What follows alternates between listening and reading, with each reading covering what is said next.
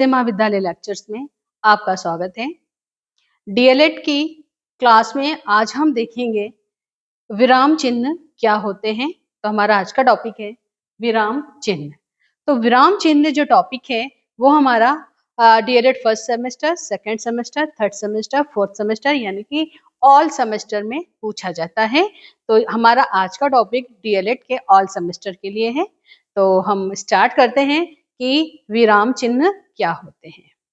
बच्चों, जहां अपनी बात आप तक पहुंचाते हैं, हमारी बात स्पष्ट रूप से आप तक पहुंच सके, तो इसके लिए हम क्या करते हैं, बीच बीच में पॉज लेते हैं, अर्थात ठहराव लेते हैं, विश्राम करते हैं, रुकते हैं थोड़ी देर। तो जब हम ठहराव करके अपनी बात कहते हैं तो स्पष्ट रूप से और अर्थपूर्ण रूप से आप तक पहुंच जाती है।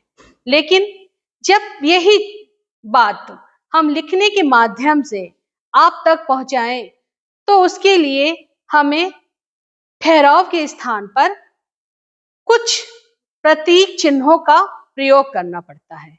तो ये ठहराव के लिए जो प्रतीक चिन्हों का प्रयोग कर रहे हैं, यही प्रतीक चिन्ह ही हमारे विराम चिन्ह कहलाते हैं। तो विराम चिन्ह ठहराव के लिए लगाए जाते हैं। इसका अर्थ होता है ठहरना। तो आइए देखते हैं विराम चिन्ह की परिभाषा। ठीक है,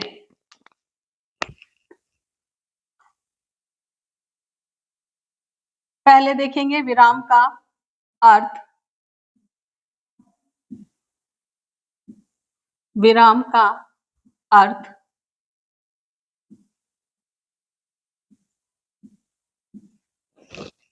विराम का अर्थ होता है ठहरना। पहले देखिए, विराम का अर्थ होता है विश्राम, ठहरना, ठहरान, विश्राम, ठहरना,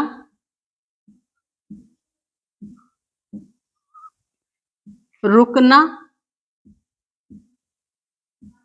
आदि आदि।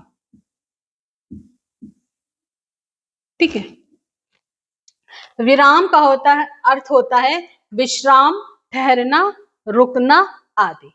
क्यों इसका प्रयोग करते हैं? अपनी बात को स्पष्ट रूप से आप तक पहुंचाने के लिए। किस रूप में? लिखित रूप में। ठीक है, एक बात पहले हम यहाँ आपको बताना चाहेंगे कि यहाँ हमने जब प्रकरण डाला विराम चिन्ह, तो इसमें चिन्ह आप देख रहे हैं कि हमने दो प्रकार से लिखे हैं। क्या मतलब है इन चिन्हों को दो प्रकार से लिखने का? तो कहने का मतलब है ये चिन्ह जो है, ये वाला चिन्ह जिसमें हाथ आधे हा के ऊपर पूरा ना है और इस चिन्ह में आधा ना और पूरा हा है, तो दोनों ही रूप से ये जो चिन्ह लिखा है वो पूर्ण रूप से सही है। लेकिन मेरे यहाँ पर लिखने का कारण क्या है कि चिन्ह और चिन्ह ये दोनों चीजें आपसे तत्सम और तद्भव के रूप में एग्जाम में कई बार पूछा गया है।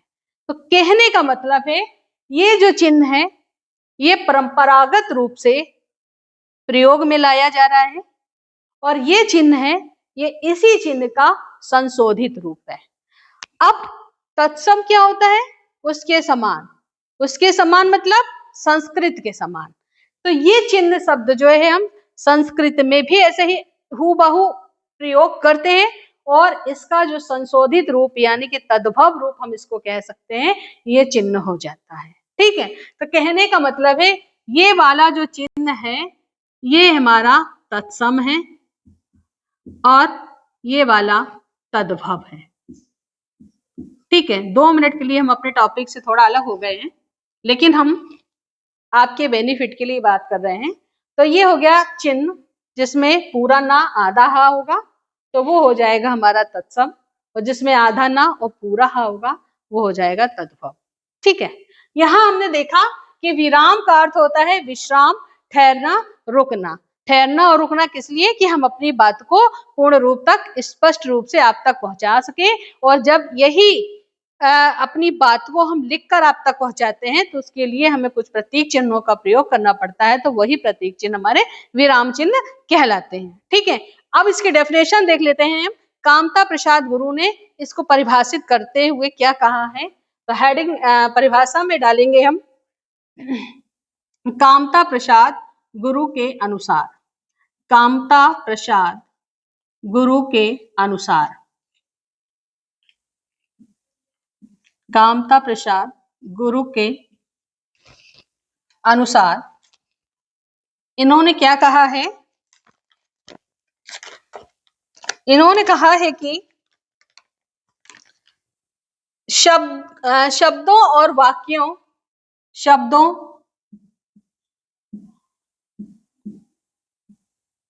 और वाक्यों का परस्पर संबंध, शब्दों और वाक्यों का परस्पर संबंध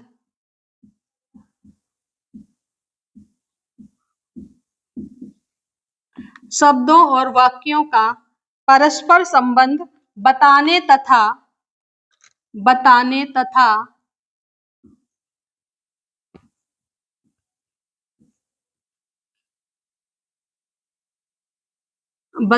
तथा किसी विषय को भिन्न भिन्न भागों में, किसी विषय को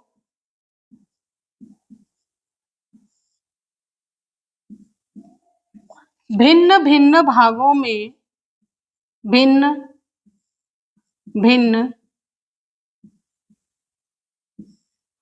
भागों में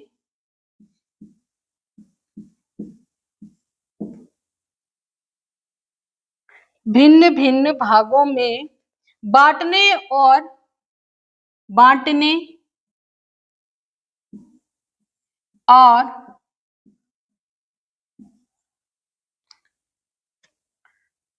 पढ़ने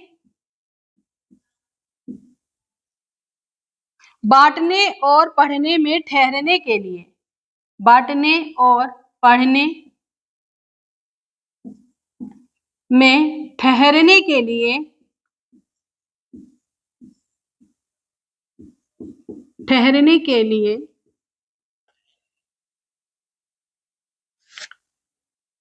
लेखों में जिन चिन्हों का प्रयोग किया जाता है उसे हम विराम चिन्ह कहते हैं।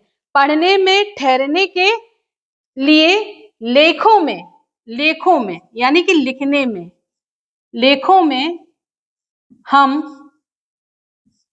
जिन चिन्हों का प्रयोग करते हैं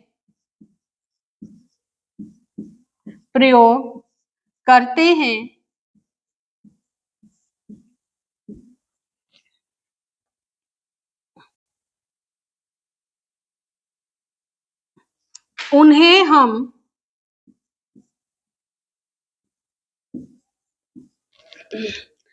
हम विराम चिन्ह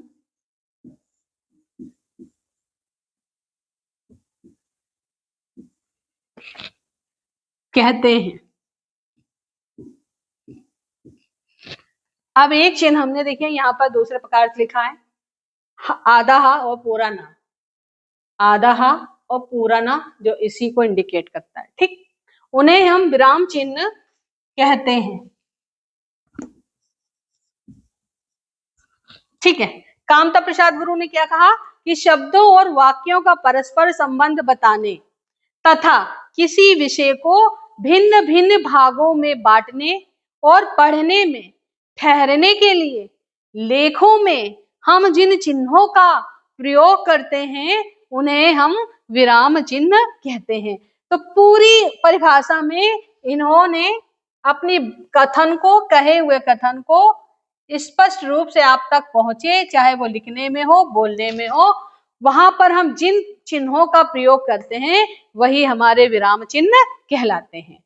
तो बच्चों, ये जो विराम चिन्ह होते हैं इनको हमें बहुत ही सावधानी से प्रयोग करना चाहिए, क्योंकि अगर हम इन चिन्हों को इधर से उधर यानी कि गलत स्थान पर लगा देंगे तो ये अर्थ को अर्थहीन कर देंगे, या हम कह सकते हैं अर्थ का अनर्थ कर देंगे। कैसे, आइए देखते हैं। जैसे कि एक एग्जाम्पल लेते हैं हम, आओ खाना खाएं, आओ खाना खाएं। ठीक, आओ खाना खाएं, ये हमारा एक शब्द है। अगर हम कहें तो आओ खाना खाएं, तो 2 बार इसको लिखते हैं और इसमें हम विराम चिन्ह को गलत लगाते हैं, तब आप इसका अर्थ सही से समझ पाएंगे। आओ खाना खाएं,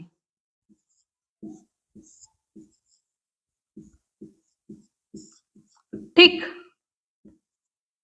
यहाँ पे हमने अल्प विराम लगा दिया। मैंने कहा आओ खाना खाएं, मतलब आओ ठहरा चिन्ह लगाया, खाना खाएं। इट मीन्स मैं आपको बुला रही हूं, आप आए और हमारे साथ खाना खाएं।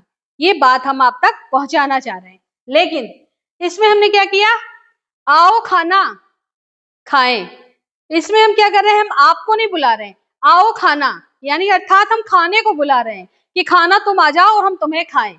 यहाँ क्या कर रहे हैं, आओ, यानी हम किसी थर्ड पर्सन को बुला रहे हैं कि आओ और खाना खाएं। तो देखिए, जो विराम चिन्ह हमने आओ के बाद लगाया, तो वो ये उत्तर दे रहा है कि खाना खाएं, और आओ खाना, इसमें हम खाने को बुला रहे हैं, वो कह रहे हैं खाएं।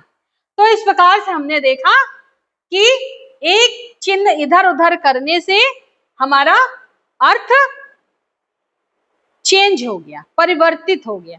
तो ये अर्थ हमारा चेंज ना हो, इसलिए हमें विराम चिन्हों को उचित जगह लगाना चाहिए। तो बच्चों, आज हमने देखा कि विराम चिन्ह क्या होते हैं, उसकी क्या परिभाषा होती है, एक एग्जाम्पल के द्वारा हमने इस चीज को देखा। ठीक है, तो हम आज की क्लास यहीं रोकते हैं और कल अगली क्लास में हम इसके प्रकारों पर प्रकाश डालेंगे। तब तक के लिए धन्यवाद।